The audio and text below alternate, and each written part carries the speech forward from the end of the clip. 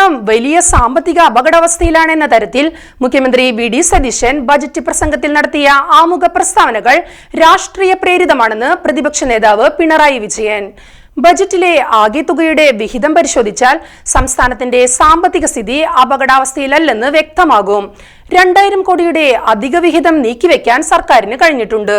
ഇത് ധനമന്ത്രി കൂടിയായ മുഖ്യമന്ത്രിയുടെ സാമ്പത്തിക പ്രതിസന്ധി വാദത്തെ പൂർണ്ണമായി നിരാകരിക്കുന്നതാണെന്നും ഇതൊരു രാഷ്ട്രീയ ആരോപണം മാത്രമാണെന്ന് സർക്കാർ തന്നെ സമ്മതിക്കുന്നതിന് തുല്യമാണെന്നും പിണറായി വിജയൻ തിരുവനന്തപുരത്ത് പറഞ്ഞു.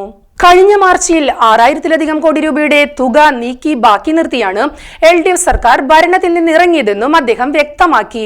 ഈ തുക ഉപയോഗിച്ച് ജനങ്ങൾക്ക് കൂടുതൽ ആശ്വാസ പദ്ധതികളും നാടിന്റെ വികസനത്തിനായുള്ള അടിത്തറയും ഒരുക്കാൻ ഈ സർക്കാരിന് കഴിയുമായിരുന്നു.